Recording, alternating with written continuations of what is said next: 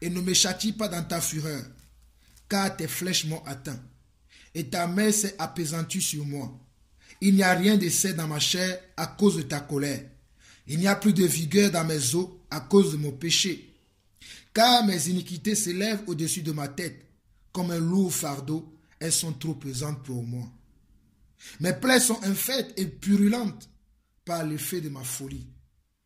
Je suis courbé, abattu au dernier point. Tout le jour, je marche dans la tristesse. Car un mal brûlant dévore mes entrailles et il n'y a rien de sain dans ma chair. Je suis sans force, entièrement brisé. Le trouble de mon cœur m'arrache des gémissements. Seigneur, tous mes désirs sont devant toi et mes soupirs ne te sont point cachés. Mon cœur est agité, ma force m'abandonne et la lumière de mes yeux n'est plus même avec moi. Mes amis et mes connaissances s'éloignent de ma plaie et mes proches se tiennent à l'écart. Ceux qui en veulent à ma vie tendent leurs pièges. Ceux qui cherchent mon malheur disent des méchancetés et méditent tous les jours des tromperies. Et moi, je suis comme un sourd, je n'entends pas. Je suis comme un muet qui n'ouvre pas la bouche. Je suis comme un homme qui n'entend pas et dans la bouche duquel il n'y a point de réplique. Éternel, c'est en toi que j'espère. Tu répondras, Seigneur, mon Dieu. Car je dis, ne permets pas qu'ils se réjouissent à mon sujet, qu'ils s'élèvent contre moi si mon pied chancelle. Car je suis près de tomber et ma douleur est toujours devant moi. Car je reconnais mon iniquité. Je suis dans la crainte à cause de mon péché. Et mes ennemis sont pleins de vie, pleins de force. Ceux qui me haïssent sans cause sont nombreux. Ils me rendent le mal pour le bien. Ils sont mes adversaires parce que je cherche le bien. Ne m'abandonne pas, Éternel. Mon Dieu, ne t'éloigne pas de moi. Viens en aide à mon secours. Seigneur, mon salut.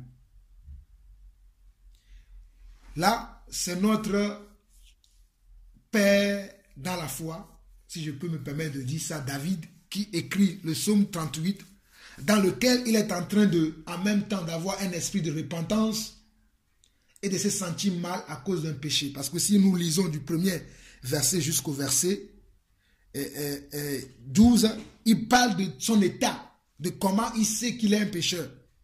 Il dit, Éternel, ne me punis pas dans ta colère et ne me châtie pas dans ta fureur, car tes flèches m'ont atteint. Parce que Dieu est en train de lui faire passer par des moments d'épreuve en ce moment-là. Et ta main s'est apaisantie sur moi. Il n'y a rien de sain dans ma chair à cause de ta colère. Quand Dieu se met en colère contre nous, ça veut dire que nous avons commis quelque chose, un péché. C'est pour ça qu'il nous châtie. Et David le confirme, il dit, il n'y a rien de sain dans ma chair. Il n'y a plus de vigueur dans mes os à cause de mes péchés. Et lorsqu'on pêche, on perd de la vigueur, mes frères. Lorsqu'on pêche, lorsque nous restons dans le péché, nous devons impuissants devant Satan. Nous devons impuissants devant la chair. Nous devons impuissants devant les œuvres ténébreuses. Parce que nous sommes des pécheurs.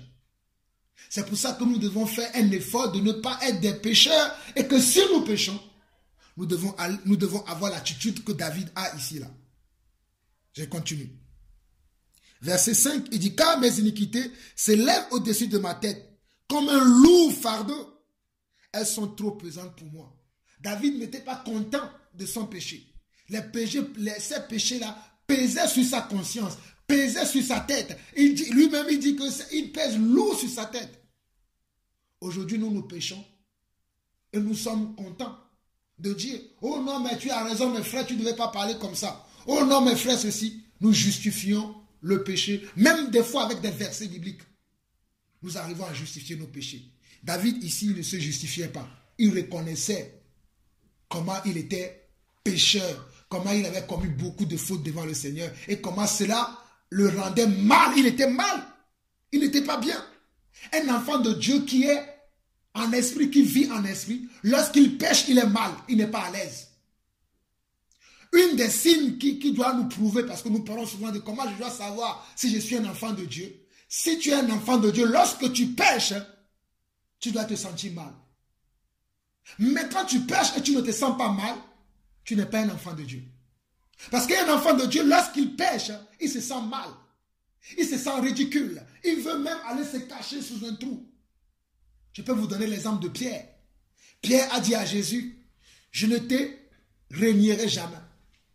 Lorsqu'il s'est avéré que Pierre a régné Jésus 3 fois, Pierre s'est caché. Allez lire ce passage-là dans l'évangile de Jean, de Luc, de Marc. Vous allez voir quelle est l'attitude que Pierre a eue. Il s'est senti dérangé. Il s'est senti ridiculisé. Il s'est senti très mal. Je m'étonne aujourd'hui de voir des chrétiens qui pêchent et qui sont à l'aise dans leur péché. Et qui veulent même justifier leur péché avec des versets bibliques. Mais bon, ce n'est pas là mon problème. Mon problème, c'est moi-même. Moi, je sais qui je suis. Quand je pêche, je le sais. Et ça me fait mal. Je veux que Dieu me transforme, que je ne pêche plus du tout. Que je n'arrive plus à fauter contre Dieu. C'était dans cet état que David était. Et regardez, je vais le lire la suite. Le verset 6. Il dit, mes plaies sont infectes et purulentes par l'effet de ma folie. Qu'est-ce qui fait qu'on pêche? C'est la folie de la chair. La folie qui est attachée à nous. C'est pour ça que Dieu a des fois besoin de nous faire quoi? De nous reprendre avec quoi? Avec sévérité. Avec sévérité, avec le fouet. Parce que dans le livre de Proverbes, il dit quoi? N'épargne pas le bâton à ton fils afin qu'il quoi? Afin qu'il soit sage et qu'il marche dans la sainteté de Dieu.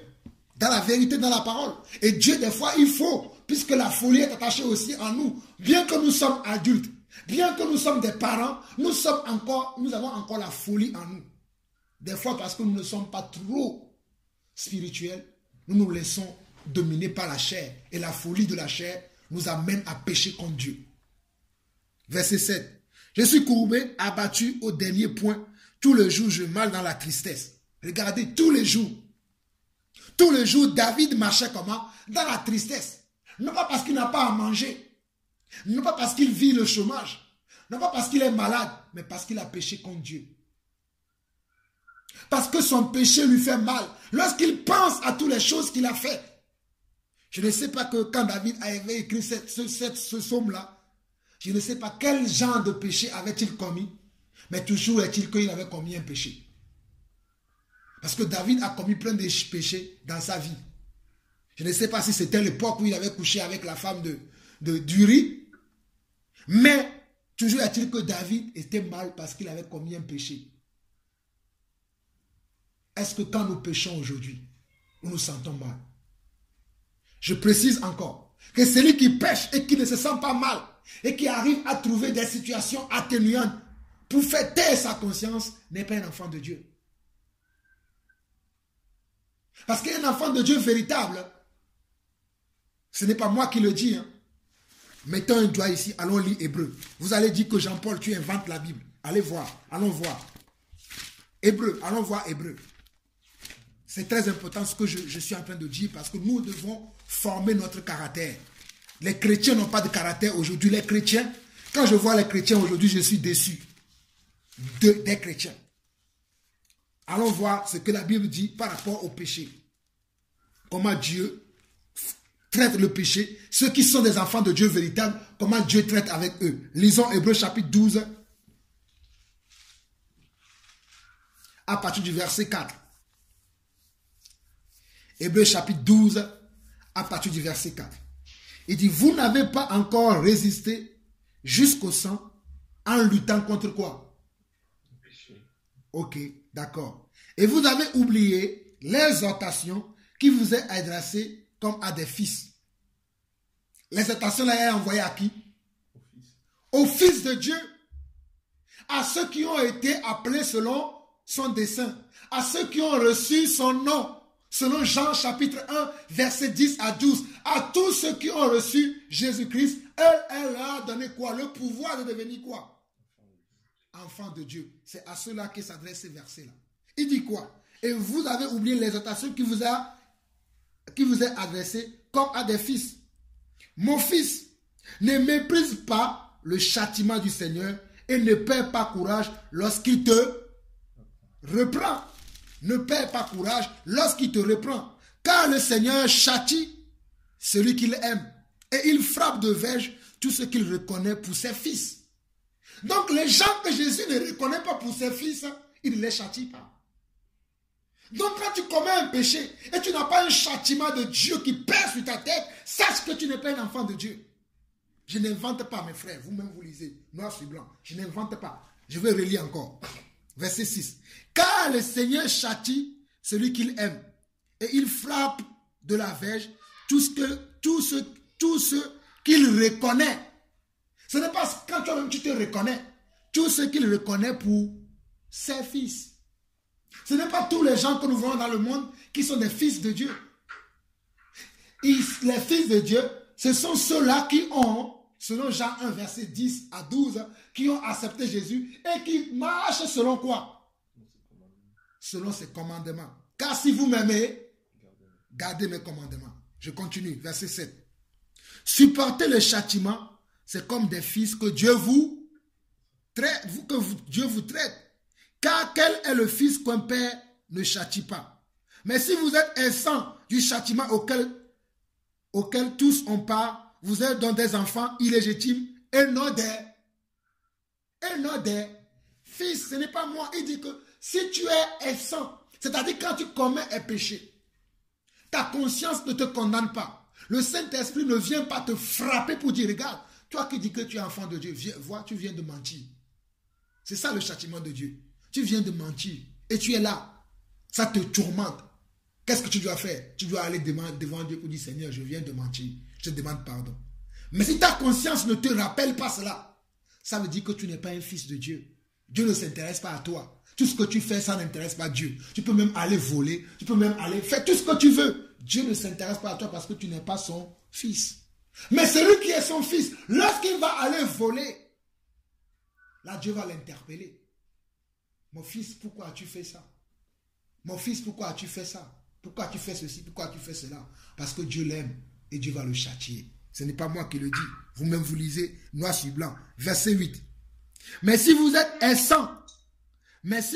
absent du châtiment auquel tous ont part, vous êtes donc des enfants illégitimes et non des fils. D'ailleurs, puisque nos pères, selon la chair, nous ont châtiés et que nous les avons respectés, ne devons-nous pas, à plus forte raison, nous soumettre au Père des esprits pour avoir la vie? Dieu nous appelle maintenant parce que nos pères, naturellement, nous châtiaient lorsque nous ne les obéissons pas. Nos pères naturels. Mais à plus forte raison, le Père de nos pères, le Père de tous les pères de la terre, celui qui est le grand-père de tout le monde, si lui veut nous châtier, pourquoi nous allons parler? Nous devons plutôt nous soumettre à sa volonté. C'est ce que ce verset-là veut nous dire. Verset 11. Il est vrai que tout châtiment semble d'abord un sujet de tristesse et non de joie, mais il produit plus tard, pour ceux qui ont été ainsi exercés, un fruit paisible de justice. Il est vrai que lorsque le Seigneur nous châtie, on est mal. Le Seigneur m'a châtié dernièrement parce que j'ai eu un comportement comme quelqu'un du monde. Quand le Seigneur m'a châtié, j'étais mal. D'ailleurs, je suis encore dans cet esprit-là. Je ne parle plus. Parce que je me suis dit, comment je peux agir comme ça, comme les gens du monde? Et j'ai compris la leçon. C'est là où Dieu m'a dit, je veux traiter dans ton caractère. Parce que dans ton caractère, il y a encore des résidus du monde. Dans ta vie, il y a encore des choses dans lesquelles tu n'as pas encore acquis la maturité nécessaire. Donc moi, je vais travailler dans ta vie. Est-ce que tu veux que je travaille dans ta vie? J'ai dit, Seigneur, vas-y. Et c'est ce que, et je bénis le Seigneur, que le Seigneur a permis que je puisse partager le psaume 38. Tout à l'heure, il m'a mis à cœur, va chercher, et je tombe sur le psaume 38. Ce n'est pas un psaume que j'ai préparé, mais c'est sur le coup, maintenant même pendant que nous sommes en train de parler, que Dieu me dit, va lire. Et quand je lis, je vois que cela coïncide avec ce que je vis personnellement et ce que nous devons vivre en tant qu'enfants de Dieu. Et si je continue vers le verset 8 de ce psaume 38, il dit, « Car un mal brûlant dévore mes entrailles et il n'y a rien de sain dans ma chair. Je suis sans force, entièrement brisé. » Dieu veut nous briser. Dieu veut te briser, mon frère. Dieu veut te briser, ma soeur. Dieu veut briser chacun d'entre nous. Le trouble de mon cœur m'arrache des gémissements. Seigneur, tous mes désirs sont devant toi et mes soupirs ne te sont point cachés. Regardez, David montrait tous ses désirs, parlait de tous ses désirs à Dieu. Est-ce que nous parlons des désirs de nos désirs à Dieu. David dit quoi? Seigneur, tous mes désirs sont devant toi et mes soupirs ne te sont point cachés. Mais nous cachons des choses à Dieu. Nous cachons des choses à Dieu et à nos frères. Dans la vie d'un chrétien, il ne doit pas avoir des choses qui sont cachées. Parce que quand tu caches ces choses, certes, tu caches aux hommes, mais à Dieu, tu ne peux pas cacher. Tu ne peux pas te cacher à Dieu. À un moment donné, Dieu va t'exposer tôt ou tard. Mes frères, je dis encore, Dieu va t'exposer. Et quand Dieu va t'exposer, tu auras plus mal que de t'exposer toi-même.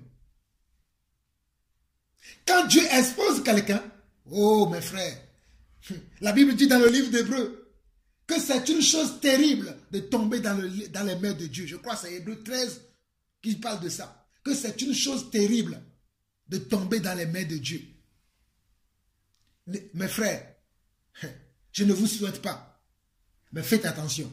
Dans le monde dans lequel nous vivons aujourd'hui, le mal est appelé bien, le bien est appelé mal.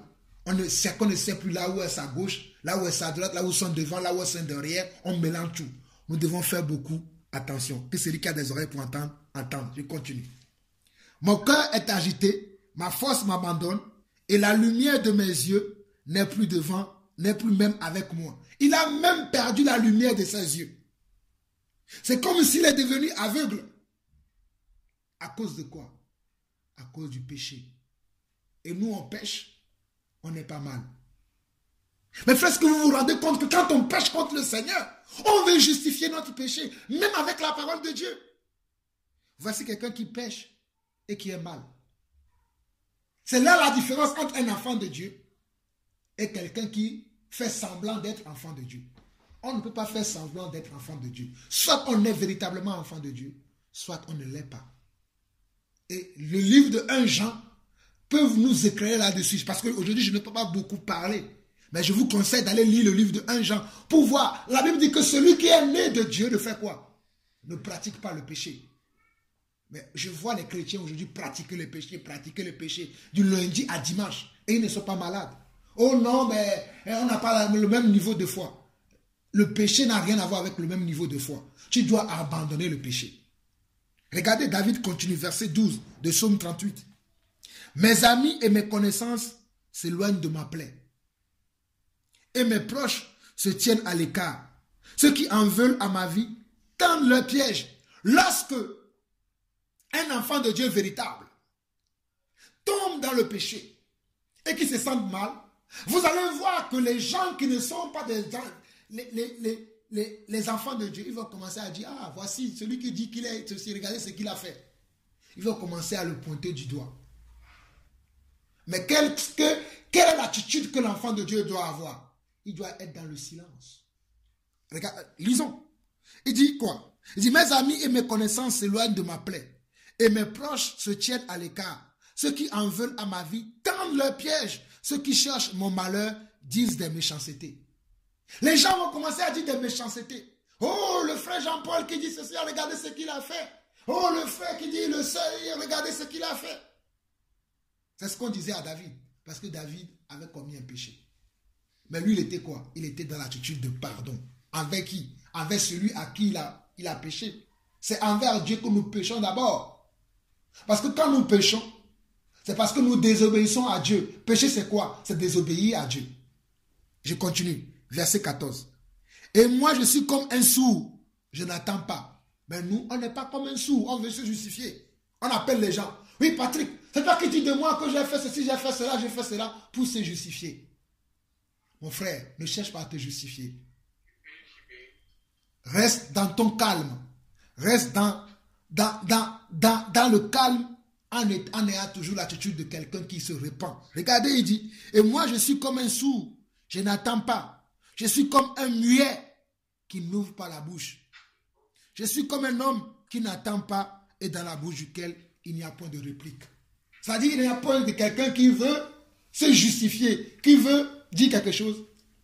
Il se tait, il ne dit rien. Et il fait quoi? Regardez bien, verset 16. Éternel, c'est en toi que j'espère.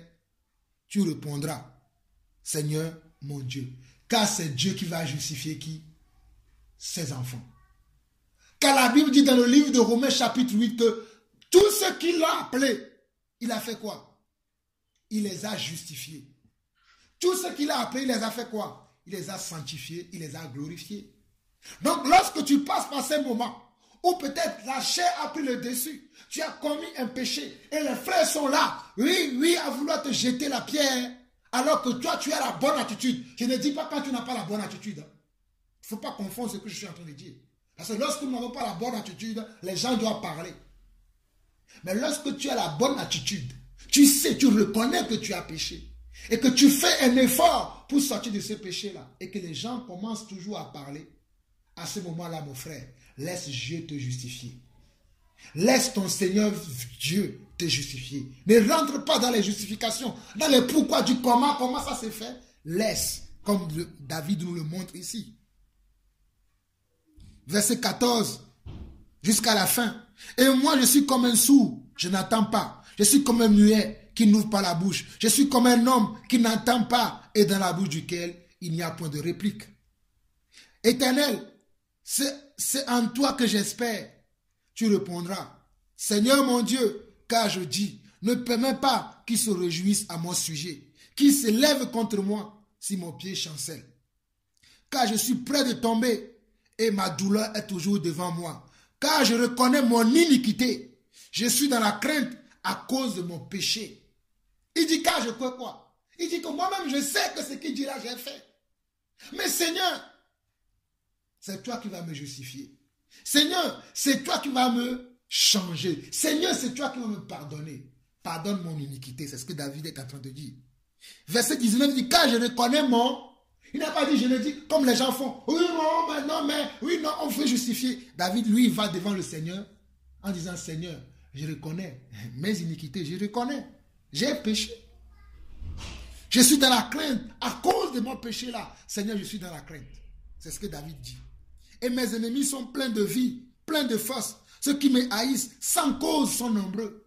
Des fois, les gens vont nous haïr sans cause. Et ils vont être nombreux. Mais nous n'allons pas les regarder. Ils me rendent le mal pour le bien. Ils rendent le mal pour le bien à David. Mais est-ce que David aussi a rendu le mal? Non. Ils sont mes adversaires parce que je recherche quoi? Parce que moi, je recherche le bien. David, il recherchait tout le temps le bien. Il recherchait tout le temps le bien. On doit rechercher tout le temps le bien. Moi, je dois chercher tout le temps le bien qui est en vous. Mais si je vois le mal, mon devoir est de vous avertir que mon frère, tu es en train d'emprunter une direction qui n'est pas la direction de Dieu. Tu es en train d'emprunter un chemin qui n'est pas le chemin de Dieu. Tu es en train de parler, mais tu ne parles pas comme un enfant de Dieu. C'est très important que nous agissons de la sorte.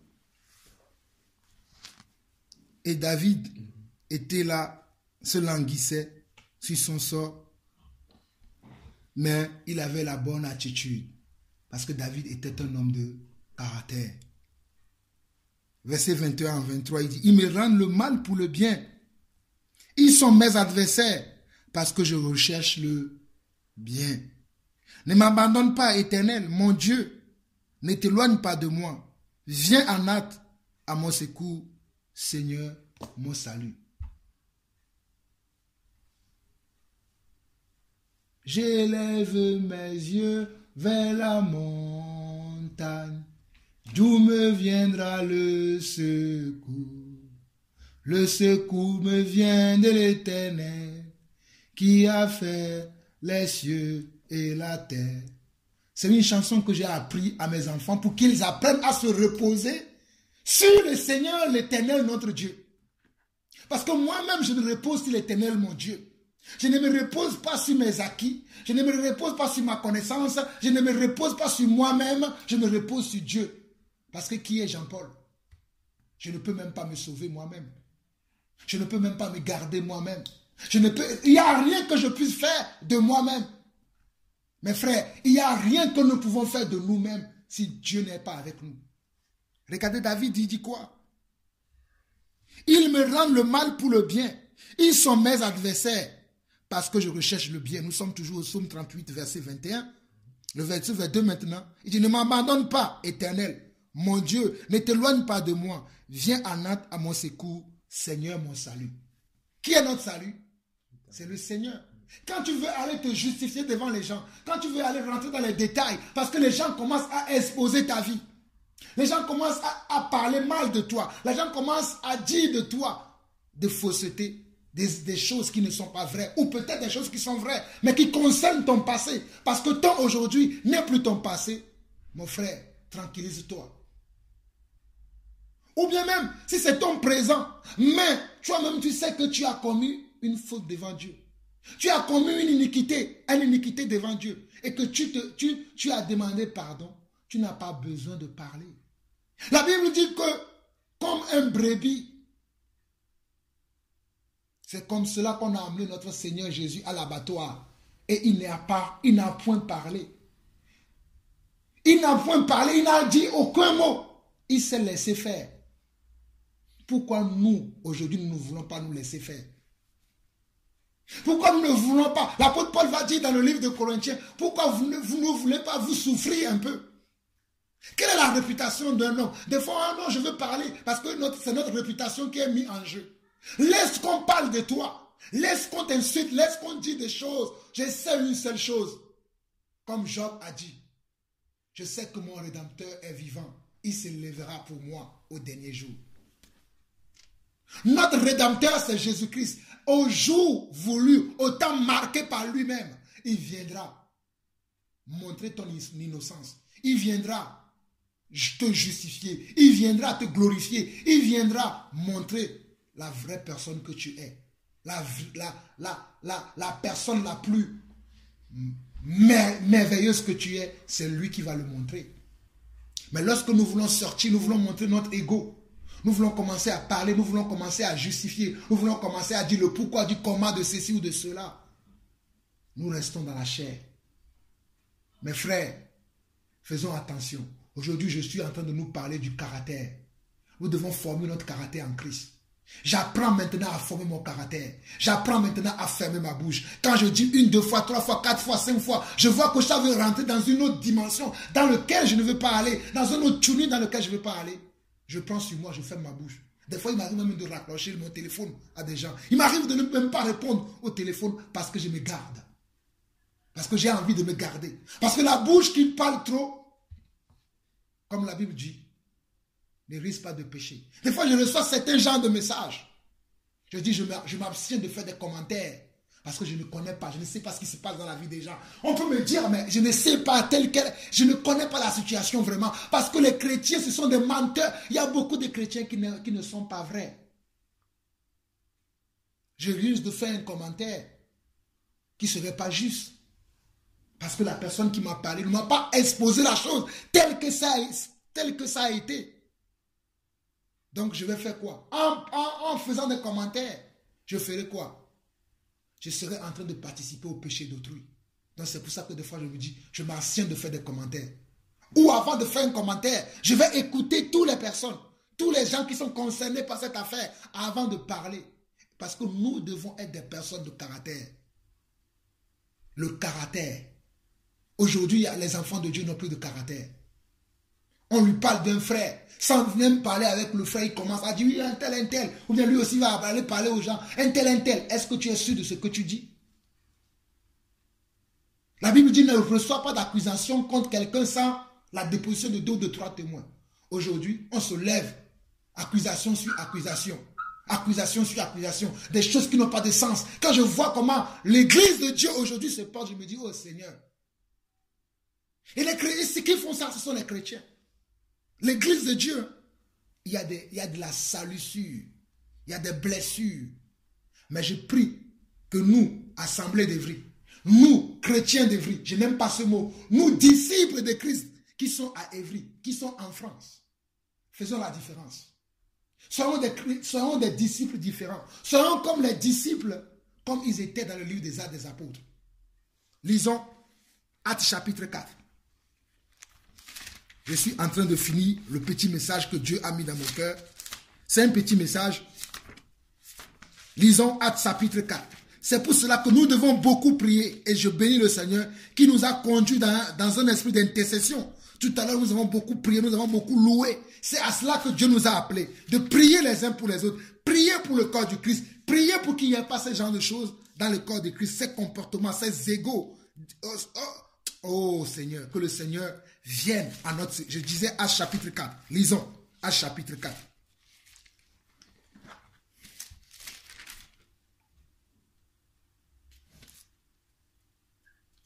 Actes chapitre 4, à partir du verset 23. Je suis en train de vous parler ici des premiers disciples.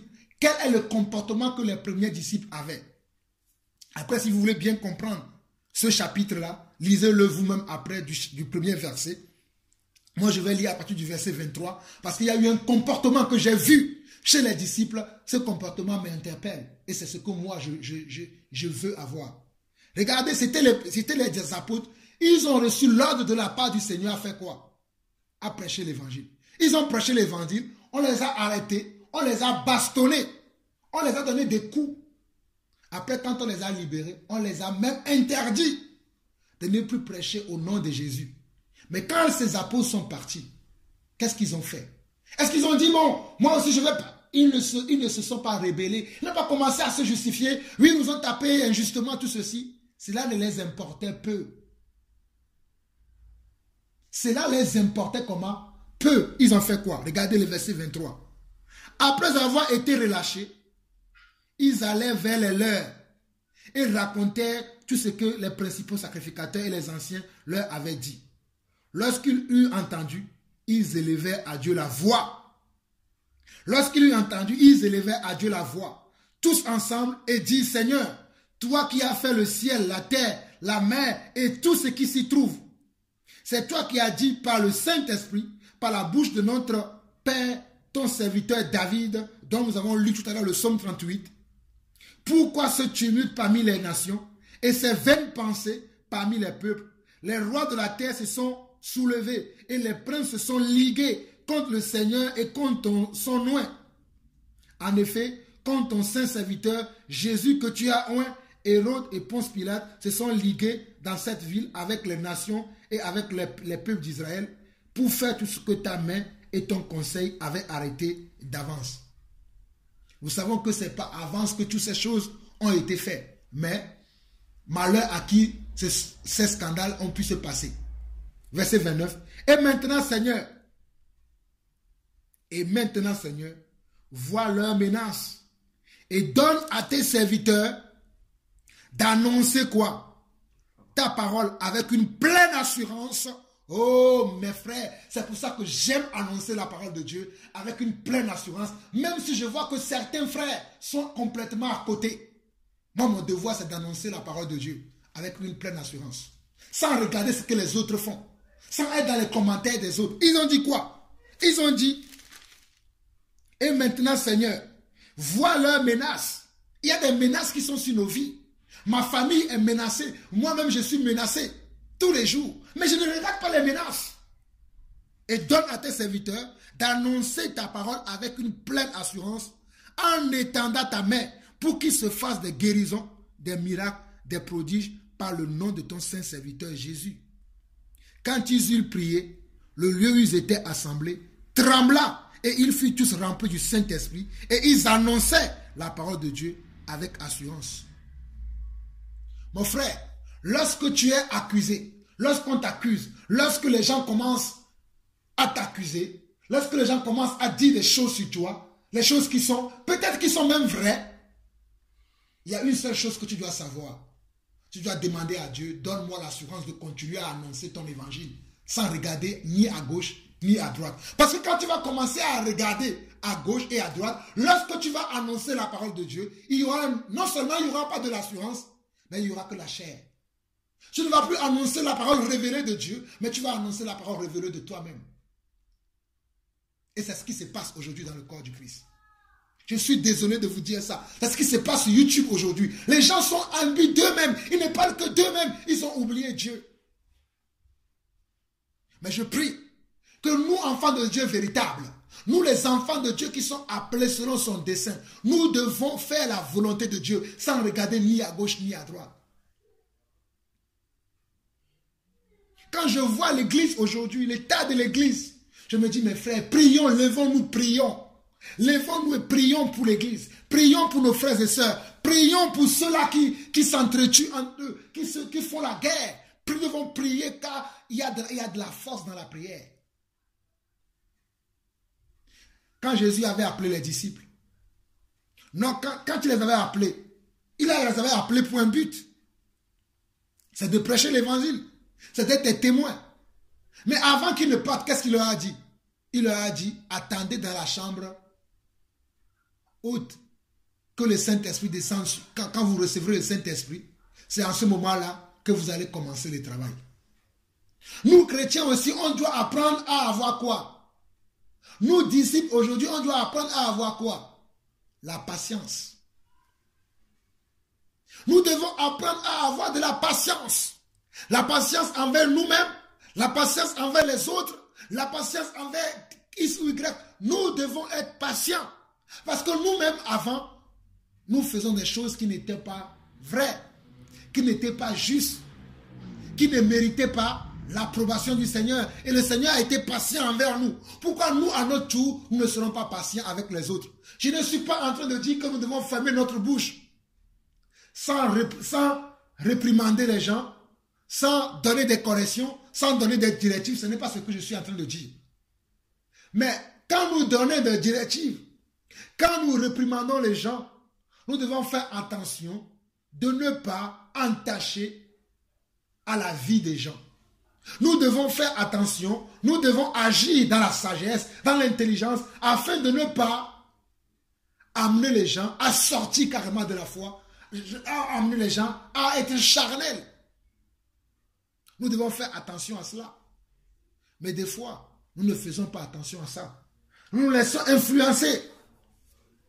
Et c'est là que nous faisons des erreurs. Dieu m'apprend maintenant à être dans le silence.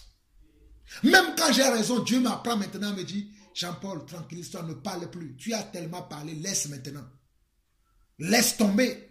Ne parle plus, laisse les gens gérer. Tout ce que tu peux faire, prie pour les gens. De temps en temps, appelle pour prendre une nouvelle. Appelle pour donner un peu de conseils, un peu de directives. Mais laisse. Ne prends pas sur toi pour dire que tu vas gérer, tu vas tout faire. Ne fais pas. Car les gens ont un autre esprit. Les gens sont dans l'esprit de dispute aujourd'hui. Dispute par-ci, dispute par-là, dispute par ceci. Ils ne veulent rien entendre. Ils ne veulent pas se remettre même en question. Ils ont toujours raison. Tout ce qu'ils pensent, c'est ça qui est juste. Des fois, ils ne prennent pas juste un peu le temps pour dire, bon, j'ai pensé ceci, je vais voir. Peut-être j'ai tort. Non, ils veulent toujours avoir raison. Ils veulent toujours dire que c'est eux qui ont raison, les autres ont tort. Ça, c'est le manque de caractère. Ça, c'est le manque de caractère. Nous devons travailler notre caractère. Nous devons travailler notre caractère. Nous devons travailler notre caractère en ayant quoi? En ayant le fruit de l'esprit. En ayant les fruits de l'esprit.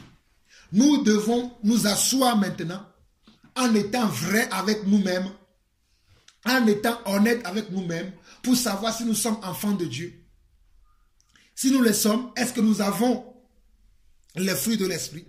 Est-ce que nous avons en nous les sentiments qui étaient en Christ? Est-ce que nous avons en nous les pensées, les émotions qui étaient en Christ? Est-ce que nous les avons en nous? Si nous ne les avons pas, prenons le temps d'attendre un moment. Ne faisons rien. Prenons le temps d'attendre. Mettre un stand-by sur tout ce qu'on fait et attendre. Et demander à Dieu, Dieu, je veux que tu travailles maintenant à moi. Je vais vous lire 2 versets et on va finir par là aujourd'hui. Le caractère. Quel est ton caractère, mon frère? Quel est ton caractère, ma soeur? Quel est notre caractère aujourd'hui, Église de Dieu? Le caractère. Le caractère, c'est ça qui fait un homme. Le caractère, c'est ce qui fait un homme. Un homme sans caractère n'est pas un homme, c'est un omelette. Et un homme doit avoir un caractère. Regardez 2 Timothée, ce que l'apôtre Paul dit à Timothée.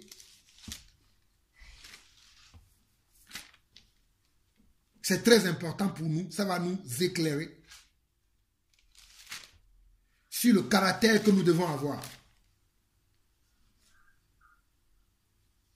2 Timothée chapitre 3 à partir du verset 10.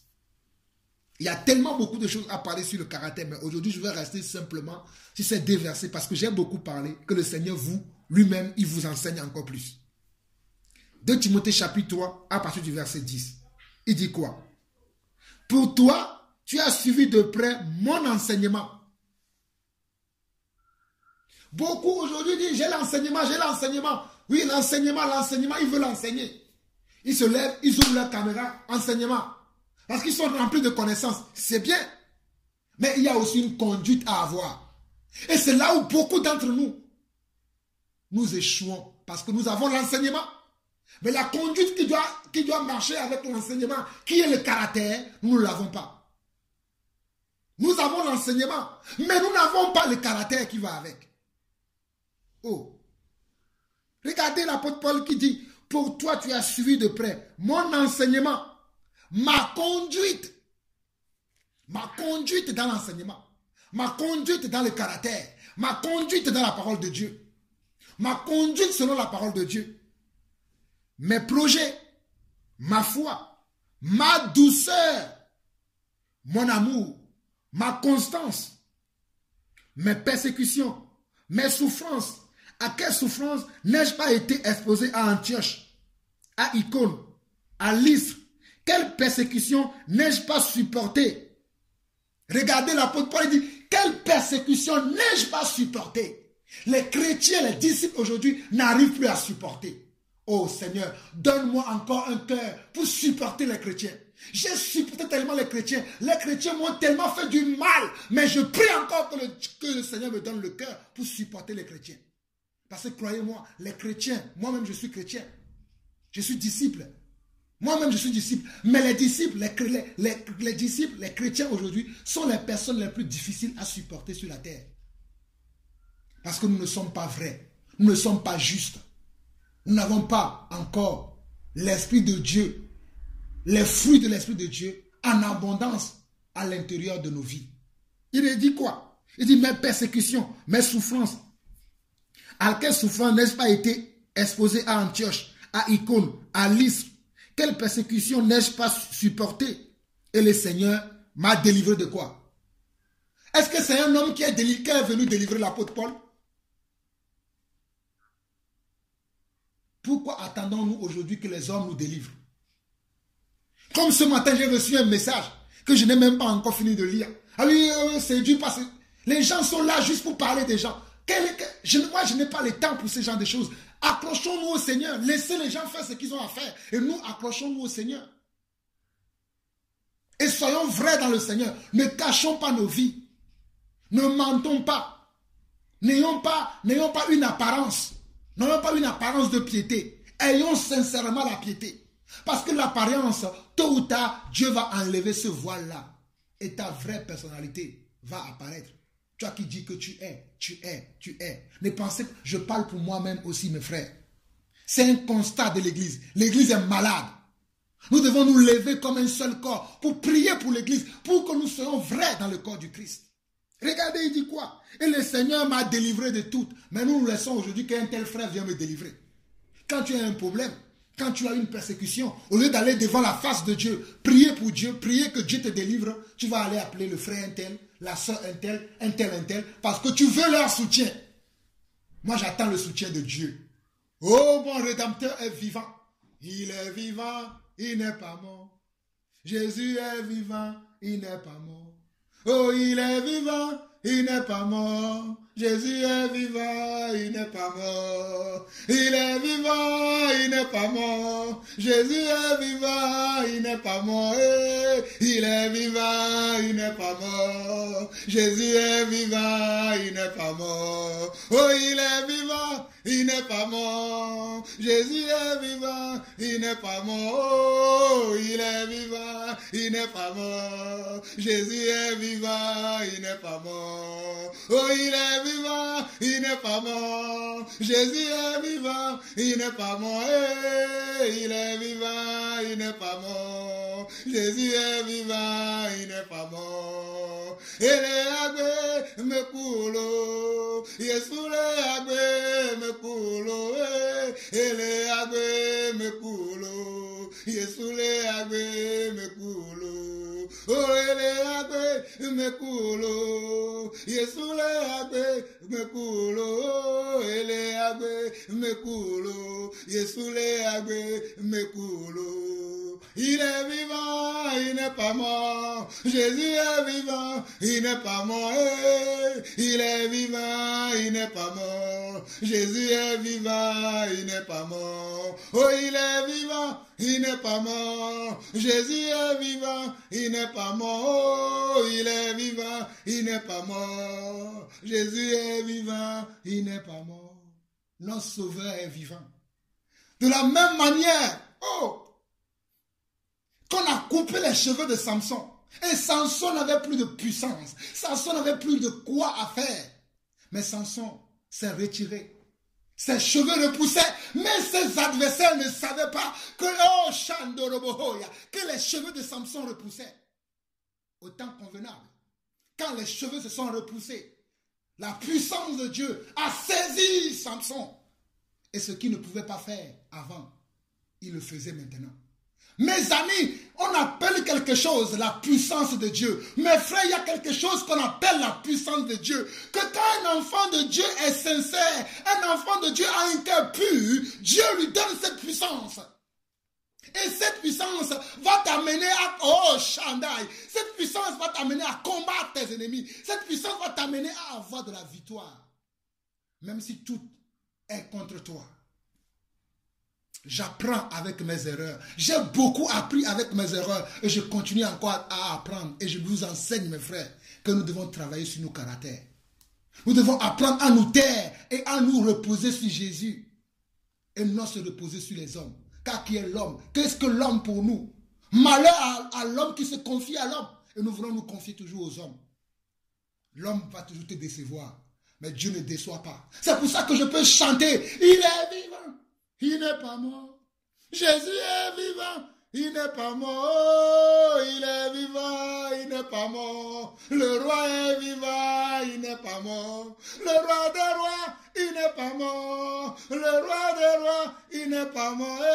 Le roi des rois. Il n'est pas mort. Le roi des rois. Il n'est pas mort. Il s'appelle Yeshua. Il n'est pas mort. Il s'appelle Yeshua. Il n'est pas mort. Il s'appelle Yeshua. Il n'est pas mort. Il s'appelle Yeshua. Il n'est pas mort. Jésus n'est pas mort. Oh, mes frères. Que le Saint-Esprit vous aide. Je continue. Je vais finir. Il y a des choses...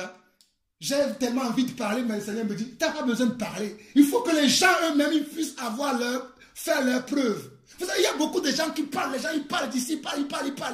Le temps n'est plus au parler, le temps est maintenant de voir que Dieu agit dans ta vie. C'est ça le temps maintenant, mes frères. Nous devons laisser que Dieu montre que nous sommes ses enfants. Au lieu de nous montrer nous-mêmes que nous sommes des enfants de Dieu. Moi, je ne veux plus montrer, prouver à qui que ce soit que je suis un enfant de Dieu. Je sais qui je suis en Dieu. Et je sais là où je vais, cela me suffit. Je laisse les autres faire ce qu'il y a à faire. Moi, je sais ce que je suis appelé à faire, je le fais. C'est ça. Mais les enfants de Dieu aujourd'hui, je ne sais pas. On continue. Oh, verset 12. Oh, tous ceux qui veulent vivre, nous sommes toujours en 2 Timothée. Et chapitre 3, verset 12. Or, tous ceux qui veulent vivre pieusement en Jésus-Christ seront persécutés. Mais les hommes méchants et imposteurs, comment la Bible appelle ces gens? Les hommes méchants et imposteurs avanceront toujours plus dans le mal, égarant les autres et égarés eux-mêmes. Mais regardez le verset 14. Toi, ce sont des paroles que Dieu m'a données. C'est pour ça que quand je vois les gens s'agiter, mes frères, je reste dans le calme. Parce que je sais que mon Rédempteur est vivant. Il se lèvera toujours pour moi. Il dit, toi, demeure dans les choses que tu as apprises. Qu'est-ce que Dieu t'a appris? Tu dis que tu connais l'enseignement. C'est toi qui parles nuit et jour. Quels sont tes enseignements? Et toi, demeure dans les choses que tu as apprises et reconnues certaines sachant de qui tu les as apprises. Mes frères, je sais le Dieu qui m'a appelé, le Dieu qui m'a honte, le Dieu qui m'a... Dernièrement, il y a un frère qui m'a posé une question. Quel est ton ministère dans le Seigneur? Vous pensez que moi j'ai mon temps à te dire mon ministère, c'est ça? Les gens sont là à regarder la vie des gens. Quel est ton ministère? Au lieu de s'occuper de toi-même. Est-ce que le ministère de l'eau, c'est ça qui va t'aider? Les gens sont là, ils s'occupent des futilités. Travaillons pour notre propre âme. Je connais, moi, depuis que vous m'avez vu un jour être là, oui, je suis appelé à telle chose. Gloire à Dieu, nous avons un ministère. Mais ce n'est pas ça qui fait l'homme. Ce qui fait l'homme, c'est le caractère. Les gens aujourd'hui, au lieu de former leur caractère, ils se reposent sur le ministère qu'ils ont reçu. Mes frères, moi je ne me repose pas sur le ministère que j'ai reçu. Je me repose sur mon caractère. Parce que si mon caractère n'est pas selon le caractère de Dieu, quand bien même que tu auras le ministère le plus excellent des ministères, tu vas échouer. Et moi je ne veux pas échouer. C'est pour ça que des fois, faites vous-même l'expérience. Parce que des fois je me dis, si je parle trop, on va dire qu'il parle, il critique. Je laisse. Chacun aura son expérience, comme ça vous allez comprendre que le temps que nous vivons maintenant, c'est le temps de faire l'expérience. Ce n'est plus le temps de s'arrêter sur les choses inutiles. Il dit quoi? Toi, demeure dans les choses que tu as apprises et reconnais certaines, sachant de qui tu les as apprises. Dès ton enfance, tu connais les saintes lettres qui peuvent te rendre sage à salut par la foi en Jésus-Christ. Je vais directement dans le chapitre 4. Il dit, chapitre 4, à partir du verset 10 de 2 Timothée, il dit quoi? Il dit, car Démas m'a abandonné par amour pour le présent siècle et il est parti pour Thessalonique. Crescent est allé en Galatie, Tite en Dalmatie. Lui seul est avec moi. Prends Marc et amène-le avec toi, car il m'est utile pour le ministère. Moi, c'est ce que je veux faire. Je prends les gens qui sont utiles pour moi, pour le ministère que Dieu nous a appelés à faire. Je sais que Dieu m'a appelé, mais Dieu ne veut pas que je sois seul. Dieu veut que je sois avec les gens. Dieu ne veut pas que nous soyons seuls. Certes, il y a des moments où nous serons seuls, parce que c'est les gens eux-mêmes qui vont nous abandonner, parce que nous sommes trop justes. Parce que nous faisons trop le bien. C'est les gens qui vont te quitter, mais toi, tu ne vas pas quitter les gens. C'est les gens qui vont te quitter parce que tu vas être trop dur. Moi, je suis trop dur. Des fois, les gens ne me supportent pas. Ils le disent même. Ils disent, oh non, Jean-Paul, il est trop dur. Et j'aime qu'on dise ça. Parce que moi, je ne fais pas bonne chair avec le péché. Il dit, car Démas m'a abandonné par amour. Par quoi? Par amour pour le présent siècle. Et il est parti pour Thessalonique. Crescent est allé en Galatie. Tite en Dalmatie. Luc seul est avec moi. Prends Marc et amène-le avec toi, car il m'est utile pour le ministère. J'ai envoyé Tychik à Éphèse. Quand tu viendras, apporte le manteau que j'ai laissé à Trolle, chez Capus, et les livres sur tous les parchemins. Alexandre le forgeron m'a fait beaucoup de mal. Le mal que les gens font là, vous pensez que c'est d'aujourd'hui? Depuis l'époque des apôtres, il y avait des gens parmi les frères qui faisaient que de mal. Leur mission, c'est de faire du mal pour que les autres arrêtent de servir le Seigneur. Mais je veux t'interpeller, mon frère. Je veux t'interpeller, ma soeur, que ne t'arrête pas sur le mal des uns et des autres ou sur ton propre mal. Parce que des fois, ce n'est même pas les autres qui nous font mal, mais c'est nous-mêmes qui nous faisons mal à nous-mêmes. Parce que nous ne voulons pas marcher selon l'esprit. Le Seigneur lui rendra selon ses œuvres. Il n'a pas dit, moi je vais lui rendre selon ses œuvres. Je vais m'asseoir maintenant. Je vais commencer à dire, il a fait ceci, il a fait cela. Non. Garde-toi aussi de lui, car il s'est fortement opposé à nos paroles. Mais on doit faire quoi avec ces personnes? Lorsque les personnes commencent à aller au-delà des limites, parce qu'il y a une limite dans la parole. Il y a une limite qu'on peut supporter. Lorsque les gens dépassent ce cap de limite-là, en fermant nos bouches, on continue l'œuvre sans faire cas de ces personnes-là. Nous fermons notre bouche, mais nous continuons le travail. C'est ça que nous devons faire, mes frères. Je continue. Dans ma première défense, personne ne m'a assisté, mais tous m'ont abandonné. Que cela ne leur soit point imputé. Regardez, oh, l'apôtre Paul, mon exemple parfait après Christ. Il dit quoi? Il dit, dans ma première défense, personne ne m'a assisté, mais tous m'ont abandonné. Nous, quand un tel nous abandonne aujourd'hui, quand un tel fait ceci aujourd'hui, on veut tous abandonner. L'apôtre Paul, il dit quoi? Il dit que cela ne leur sont point imputés. Mes frères, j'ai appris à prier pour les gens qui m'ont fait du mal, qui m'ont trahi, qui m'ont poignardé. J'ai appris à prier pour eux. A dit, Seigneur, ne les impute pas cela comme péché. Je vous dis la vérité. J'ai eu beaucoup de frères, beaucoup de sœurs qui m'ont blessé dans le Seigneur. Peut-être que moi aussi j'ai dû blesser. Parce que des fois on parle.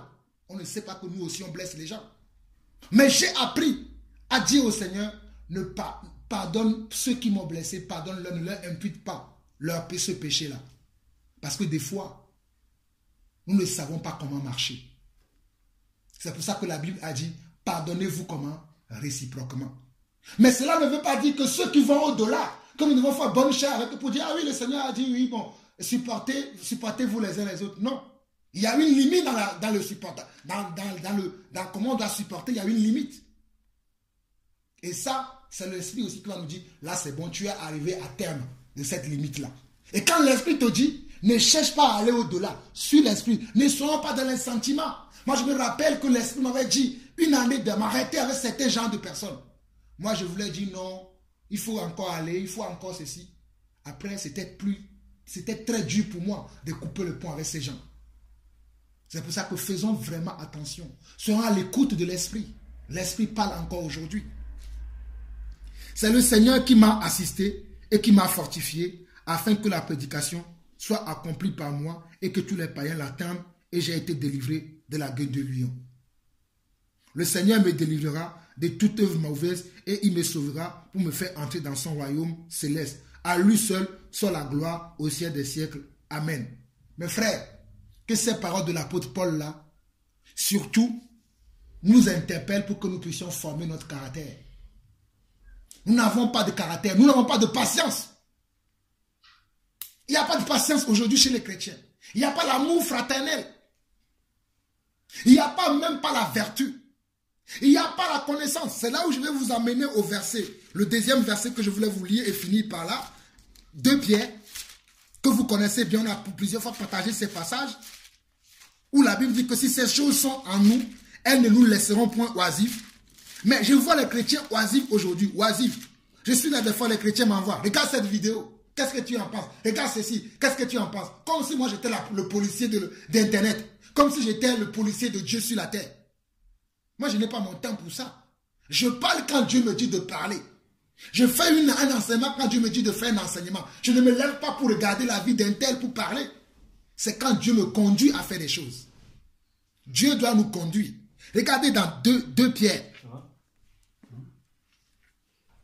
2 Pierre, chapitre 1, à partir du verset 3. Il dit, sa divine puissance nous a donné tout ce qui contribue à la vie et à la piété, au moyen de la connaissance de celui qui nous a appelés par sa propre gloire et par sa vertu. Celle-ci nous assure de sa part les plus grandes et les plus précieuses promesses, afin que par elles, vous deveniez participants de la nature divine, en fuyant la corruption qui existe dans le monde par la convoitise.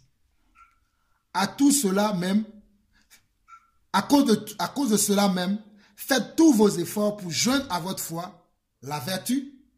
Vous voyez qu'on peut avoir la foi, mais la foi ne suffit pas. C'est pour ça que je parle du caractère. On peut avoir la foi, mais la foi ne suffit pas.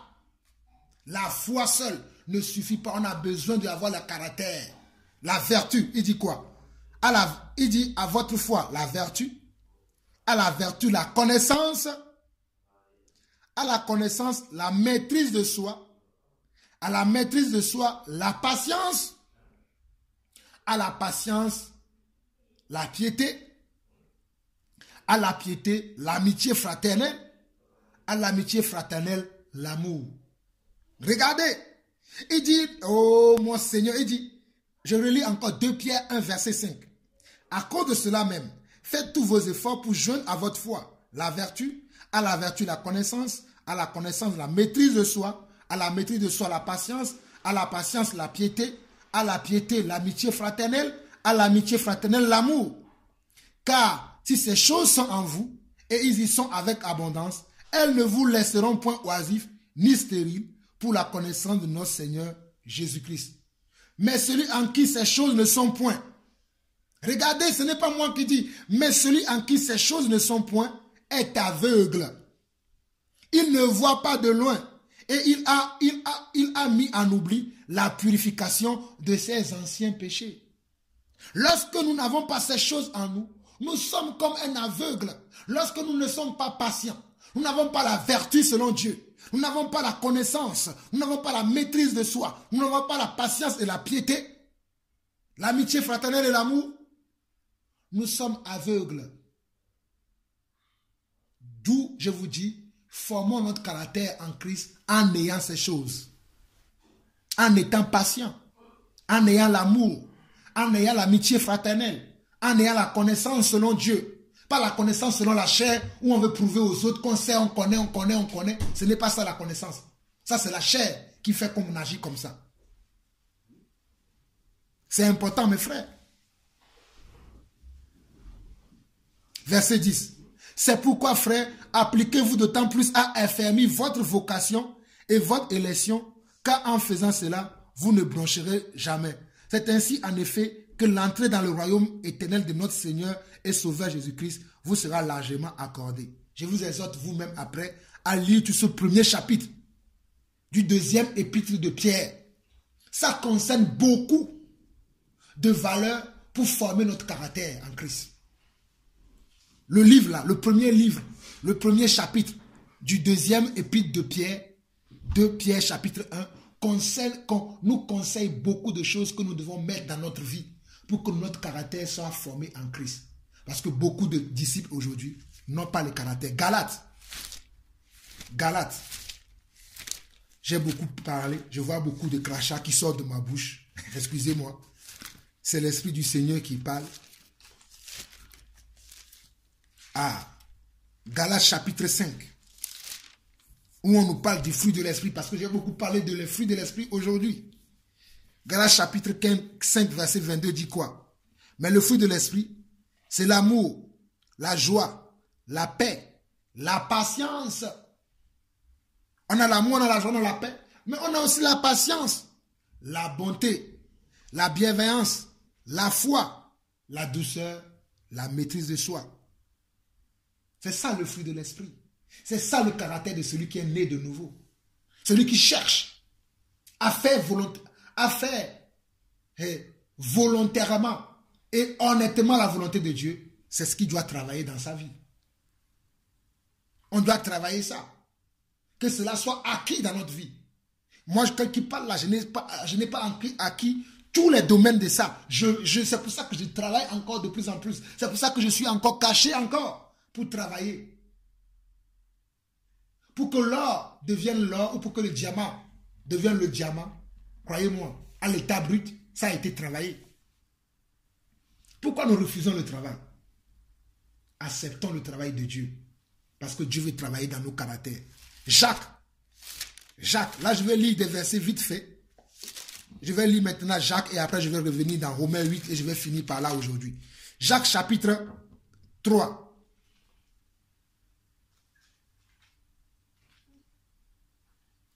Du verset 14 au verset 18. Jacques chapitre 3 verset 14 au verset 18 dit quoi? Mais si vous avez dans votre cœur un zèle amer et un esprit de dispute, ne vous glorifiez pas et ne mentez pas contre la vérité. Cette sagesse n'est point celle qui vient d'en haut, mais elle est celle qui vient d'en bas. Mais elle est terrestre, charnelle et comment? Diabolique. Car là où il y a un zèle amer et un esprit de dispute, il y a du désordre et toutes sortes de mauvaises actions. Mes frères, je n'invente pas. Je nous parle. Nous devons travailler nos caractères. Pour qu'il n'y ait pas du désordre qui règne au milieu de nous. Il faut que nous soyons des hommes de caractère. Il faut que nous soyons des hommes loyaux. Il faut que nous soyons des hommes intègres. Il faut que nous soyons des hommes justes. Il faut que nous soyons des hommes vrais. Je répète encore. Ces 4 choses, c'est important. Il faut que nous soyons des hommes vrais. Il faut que nous soyons des hommes loyaux. Il faut que nous soyons des hommes intègres. Il faut que nous soyons des hommes justes. Dieu est juste, je dois être juste. Dieu est vrai, je dois être vrai. Dieu est loyal, je dois être loyal. Dieu est intègre, je dois être intègre. Aujourd'hui, il n'y a plus d'intégrité. Je relis encore ce verset. Jacques 3, verset 14 à 18. Mais si vous avez dans votre cœur un zèle amer et un esprit de dispute, ne vous glorifiez pas et ne mentez pas contre la vérité. Des fois, tu vas aller appeler un frère, conduit par l'esprit. Tu vas lui dire la vérité. Mais il va faire quoi? Il va s'offusquer, il ne va pas accepter cette vérité. Vas-tu le forcer? Ce n'est pas par la force, tu laisses. Le temps de Dieu prouvera ce qu'il est. S'il est dans la vérité ou pas, le temps, au temps marqué, il y a un temps qui est marqué. Au temps marqué, le Seigneur éprouvera l'œuvre de chacun d'entre nous. Même moi qui parle, le Seigneur éprouvera mes œuvres, si elles sont justes ou pas. Et c'est pour ça qu'il dit, cette sagesse-là, qui fait que les gens sont dans un esprit de dispute, n'est point celle qui vient d'en haut, mais elle est comment? Terrestre, ce qui est terrestre, c'est comment? Elle est charnelle. Et là où on parle de la chair, c'est quoi? Il y a le diable. C'est pour ça qu'il dit, elle est charnelle et diabolique. Là où il y a un zèle amer et un esprit de dispute, il y a du désordre et toutes sortes de mauvaises actions. La sagesse d'en haut est premièrement pure. C'est pour ça que j'aime chanter que le Seigneur me donne un cœur pur. La sagesse d'en haut est premièrement pure. Ensuite, pacifique. On doit être des hommes de paix. Là où il y a la guerre, quand nous arrivons, nous devons apporter quoi? Nous devons apporter la paix. Pas la guerre sur la guerre. Bon, je comprends que des fois, on doit amener la guerre pour qu'il y ait la paix. Comprends? Parce que des fois, Dieu nous pousse à amener des fois la guerre dans certains endroits. Quand je parle de guerre, ce n'est pas de la guerre charnelle. Hein. C'est guerre au niveau du péché qui est dans la vie des gens, d'exposer ça. Pour que les gens aient honte. Pour qu'ils reviennent après dans la volonté de Dieu. Et il continue. Il dit, la sagesse d'en haut est premièrement pure, ensuite pacifique, modérée, conciliante, pleine de miséricorde et de bons fruits, exempte de duplicité et d'hypocrisie. Une des choses que je vois chez les chrétiens aujourd'hui, c'est la duplicité et l'hypocrisie. Les chrétiens sont dans la duplicité. Ah, moi je crois que Dieu c'est ceci, Dieu c'est cela. Demain il croit autre chose. Après demain il dit autre chose. Non, il faut... Je laisse. Il n'y a que Dieu qui peut l'expliquer ça. Les gens sont hypocrites aujourd'hui, hypocrisie par-ci. Ils sont avec un tel, ils veulent être partout. Non, il faut avoir ta position. Et rester sur ta position. Avant d'avoir une position, fais sûr que ta position, c'est la parole de Dieu. Que c'est l'Esprit qui te l'a révélé. Que c'est l'Esprit qui te l'a enseigné. Parce que l'apôtre Paul dira dans le livre de Galates que ce n'est pas une révélation qu'il a eu connaissance du ministère de Christ. Et que quand il est parti voir les apôtres, c'est 14 ans après. C'est-à-dire que ce n'est pas les apôtres qui ont confirmé la révélation qu'il avait de Dieu. C'est Dieu lui-même qui l'a confirmé ça. Nous, aujourd'hui, on veut qu'un tel confirme que oui, je suis vraiment, ce que je dis, c'est vraiment de Dieu. Bon, quoique, il y en a certains qui ont besoin qu'on les encadre. Mais certains n'ont pas besoin. Quand tu es sûr que Dieu t'a appelé, que Dieu t'a révélé quelque chose, mon frère, rien ne peut... Je laisse, je ne parle plus. Romains 8. J'ai fini par là, Romains 8. Que Dieu fasse que vous puissiez grandir. Parce qu'il y a des choses, quand je vais trop parler, c'est pas bon. Parce que même si je parle trop, ce n'est pas ça qui va vous changer. Parce qu'il faut que vous-même, vous allez au pied de Dieu pour chercher Dieu. Hé, mes amis, je cherche Dieu. Hein. Dieu a fait vous compte que je parle là. Je le cherche. Même je suis encore en train de chercher Dieu. Dieu, si tu penses que Dieu, tu le connais déjà, c'est faux. On ne peut pas connaître Dieu. Dieu, comme il s'appelle, Elohim, El Shaddai, Dieu, il est grand. Il est vaste. Il est infiniment vaste. Comme tu disais, même les cieux des cieux ne peuvent même pas le contenir. Toi, tu veux le résumer dans ce livre. Oh oui, la Bible dit, oui, bien sûr, la Bible dit. Mais qu'est-ce que l'Esprit dit? Dieu parle par son Esprit aussi. Oui, la Bible dit, la Bible dit, la Bible dit. Et l'Esprit alors? Pourquoi il nous a donné l'Esprit? Travaillons. C'est une question. Travaillons sur ça. La Bible dit, l'Esprit aussi parle. L'Esprit de Dieu parle. On doit écouter l'Esprit de Dieu. L'Esprit parle. Je finis. Romains 8. Romains 8 à partir du verset 28. Il dit quoi? Nous savons du reste que toutes choses concourent au bien de ceux qui aiment Dieu, de ceux qui sont appelés selon son dessein.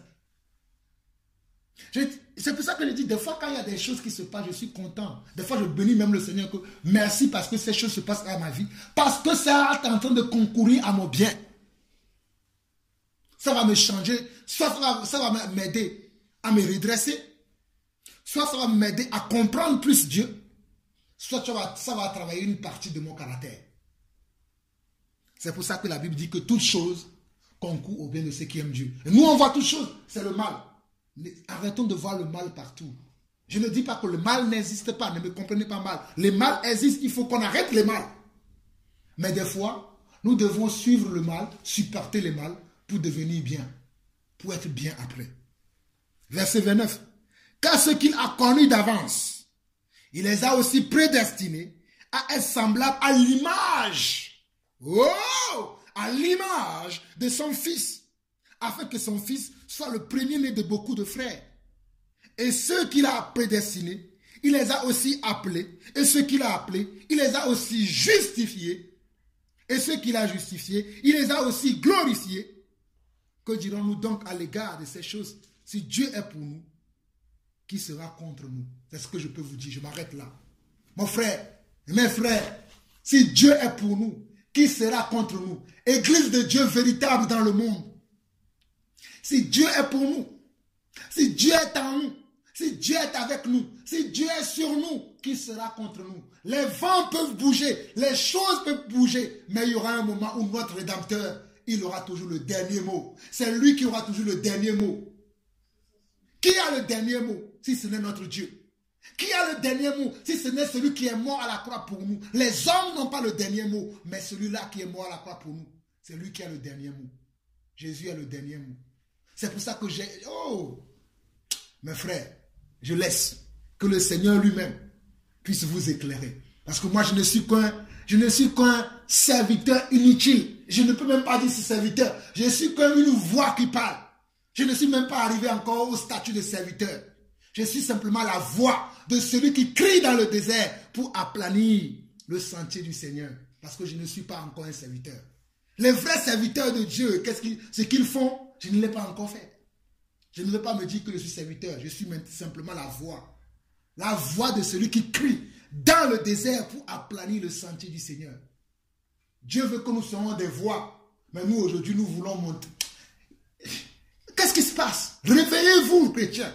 Travaillons sur notre caractère. Nous sommes là dans le péché sexuel, le péché de fornication, le péché de ceci, le péché de cela. Tous les jours, nous justifions même nos péchés avec les versets bibliques. Nous justifions toutes les conneries que nous faisons, toutes les choses. Il y a là, les gens, je voyais une émission dernièrement, les pasteurs sont là à justifier la dîme, les offrandes, alors que nous devons s'occuper des vraies affaires du Seigneur. Et vous pensez que moi, Jean-Paul, j'ai le temps maintenant pour s'asseoir avec les gens. Oui, la dîme. On en a parlé de ça tellement assez aujourd'hui. La manne d'hier n'est plus bon pour aujourd'hui. La manne d'aujourd'hui, c'est que Dieu dit quel est notre caractère. C'est ça, le caractère du chrétien. Quel est notre caractère aujourd'hui? On est là encore à parler. La dîme, Dieu est monté, Dieu est descendu. Jésus est-il Dieu? Jésus n'est-il pas Dieu? Quel est notre caractère dans le Seigneur aujourd'hui? En tout cas, que le Seigneur bénisse son Église. Vous avez écouté la voix de votre frère Jean-Paul Lawson, la voix de celui qui crie dans le désert pour aplanir le sentier du Seigneur. Soyez bénis. Je vais prier. Seigneur mon Dieu, je te prie encore aujourd'hui de me pardonner tout d'abord moi-même, Seigneur Dieu, car mes lèvres sont impures. Je prie que tu me sanctifies, que tu me purifies. Et Seigneur, je te demande, Seigneur, de faire grâce à ton Église, partout sur la face de la terre.